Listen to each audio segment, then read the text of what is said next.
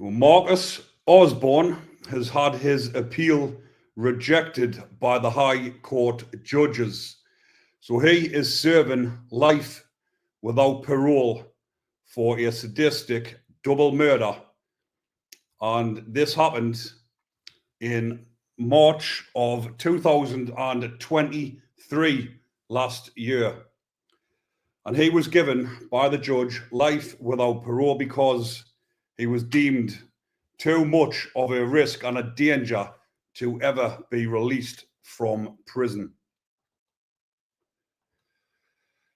Right, I'll just wait a couple more people get in on my YouTube before I get into the story properly.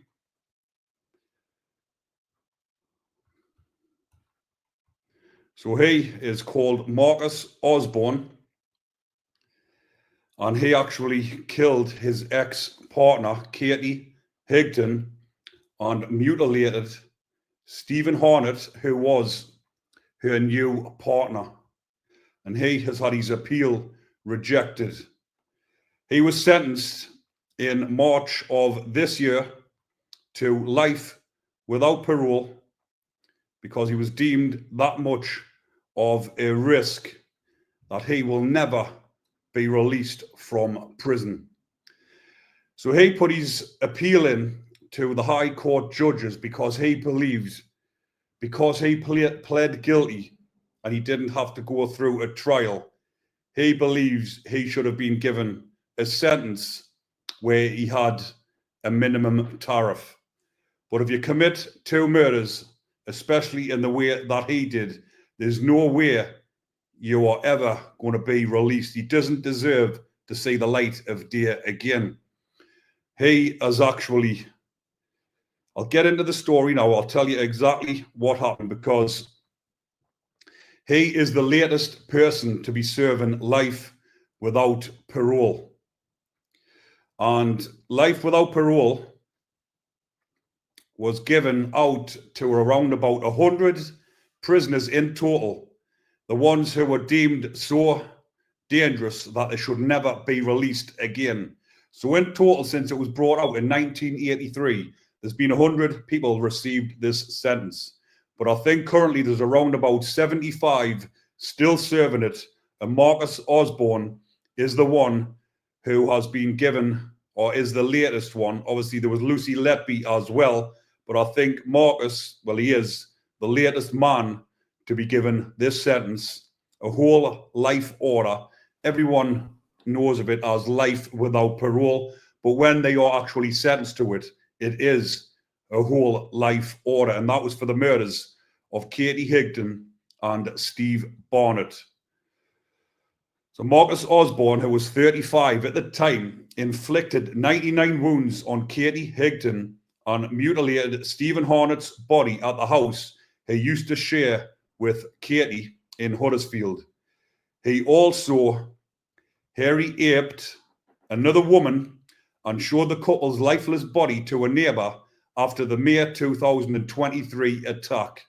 I did say March before, I got that mixed up. It was actually May last year and it was March this year when he was sentenced.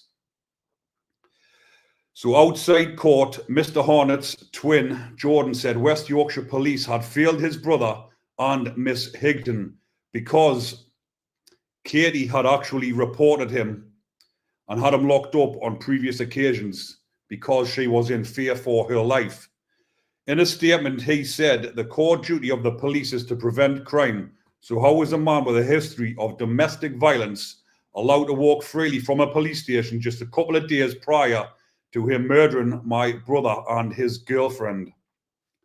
Miss Higdon, so Katie told West Yorkshire police she feared Marcus would seriously hurt or kill her 4 days before she was murdered.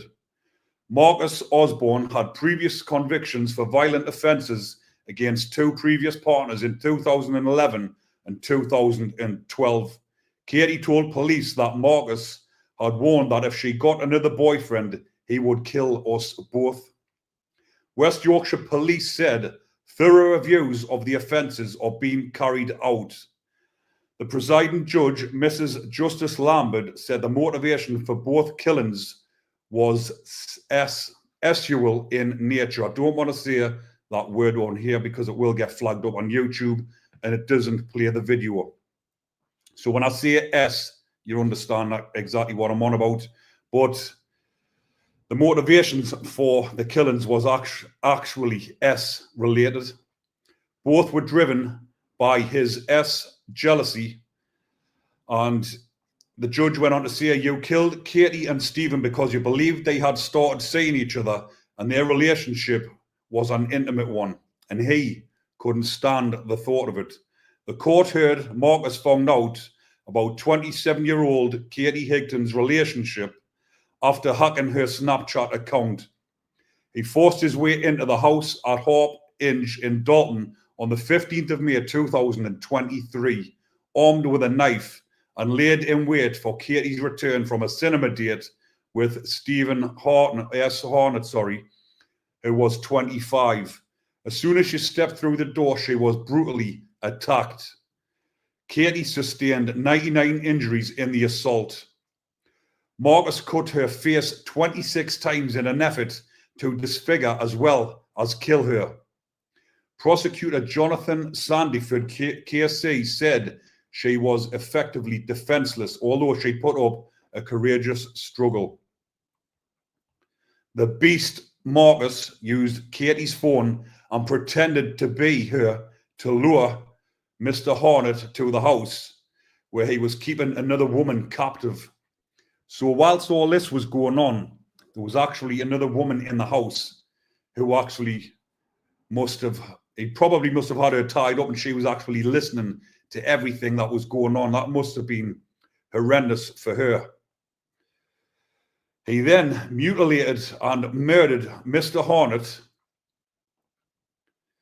who was left with 24 knife wounds in an attack Mr. Sandyford described as sadistic. The woman kept captive in the house told police that Marcus moved the bodies so they were side by side before remaining in the house for several hours. He then SA'd the woman in the house at knife point. Judge Lambert said Marcus invited a neighbour in to show them the bodies, apparently proud of the murders, before fleeing the scene. He later handed himself in to police. Your primary reason for killing them both was because Katie started a relationship with another man. You were pathologically jealous of the relationship. I am sure you also engaged in SA when Katie was either dead or dying.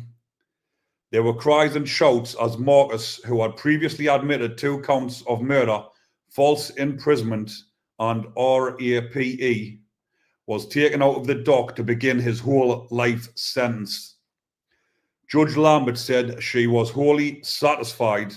Sending him to prison for the rest of his life was an appropriate punishment, and told him what you did that night was horrific. There's no other sentence he could have been given other than that because of what he'd done. The man is an absolute beast, a despicable, disgusting piece of shit. He will be on the VP wings in prison because when or if the other normal location lads got a hold of him, they would give him some prison justice for sure. But what he actually, the woman or the other lady that was in the house who was witnessing all of this, who we had captive in the house, was actually, he turned around and said to her, the reason why he was doing the hairy on her was because it will be the last time he has sex, because he's going to be spending a lot of time in prison. What a sick, depraved individual he is.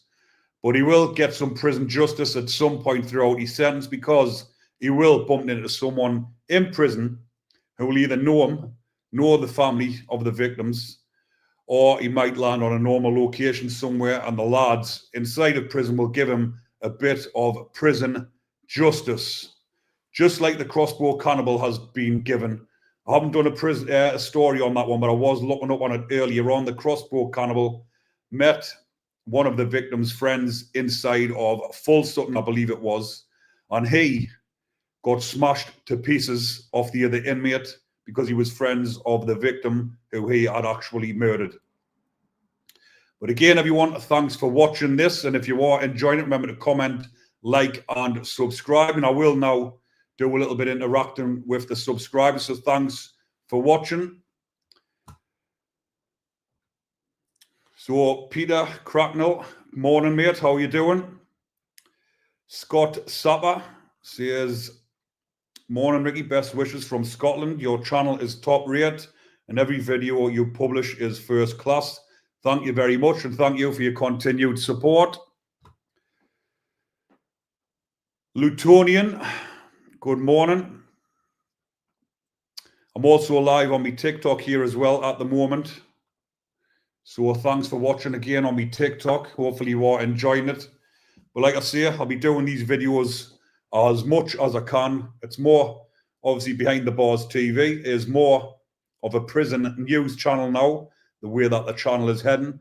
Everyone is enjoying these type of stories, so I will be delivering what the viewers want. Obviously, it's early in the morning, so when I'm saying early, I've been awake since 4 o'clock in the morning.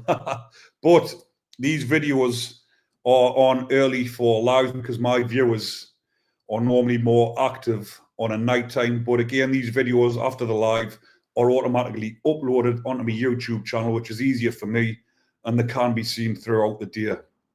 But I know everyone likes to hear these type of stories of life without parole. I've just done another one on Joanna Dennehy, which will be released on my YouTube channel probably later on tonight as well. There's some funny names on these YouTube names, like because this one here, you can't kid a kidder. Says, yes, Ricky lad, how you doing, pal? Hope you're keeping well. The other one is Cop Watcher 2. Bit of a funny name, that one, isn't it? Cop Watcher. He says, hello, good morning.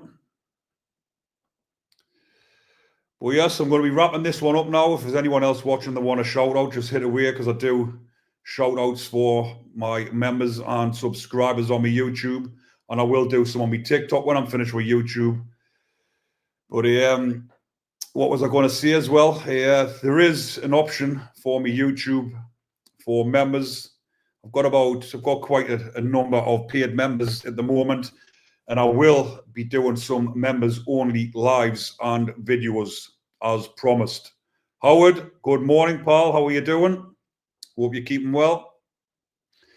And another thing with these lives on here as well, obviously people like to come on because they like the shout outs, they like the names mentioned. As you can imagine, if you're sitting at home later on with your family and you're getting a shout out on the telly, it's a bit of a head boost for you, isn't it? So Jonathan says, a bit of a strange question. Who pet?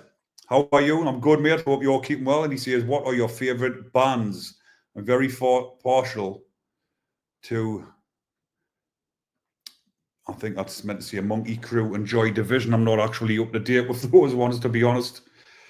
But my favorite bands, I used to love a bit of Red Hot Chili Peppers, to be honest. I've never listened to them for a while, but MC Kelsey, good morning, pal. Right, I've got to do about another minute on YouTube here, and I'm going to knock off because I've got a busy day ahead of us. And like I've mentioned, I will get these up and running. Or Motley Crue, who's meant to say. I will get these lives up and running as often as I can in my spare time. So Scott Satter says, Ricky, have you done a video about Sean Armstrong? He was sentenced back in 1995 for the Rosie Palmer murder in Hartlepool back in 1994. I haven't, mate. It's obviously that's an old case, that one. I'll normally do the life without parole ones, but I can't have a look into these ones. Obviously, my subscribers and my paid members who want videos on can ask away, and I will get through as many as I can, because these two that I've just done are what my members and my subscribers have actually asked for. So you can't kid a kidder, says Tyson or Paul. It's got to be Mike Tyson. Hopefully he does them in the first couple of rounds. Round one would be a better option or a better outcome, but it will be a tough one. David Foster says, This case is in Huddersfield, where I'm from. I know the guy well who got the whole life order. Absolute beast of a man he is. Marcus Osborne. He'll never be walking the streets again. Right, people, thank you very much for watching. I'm going to knock this off, but I will get another live up and running probably tomorrow morning. So take care, stay safe, and enjoy the rest of your day.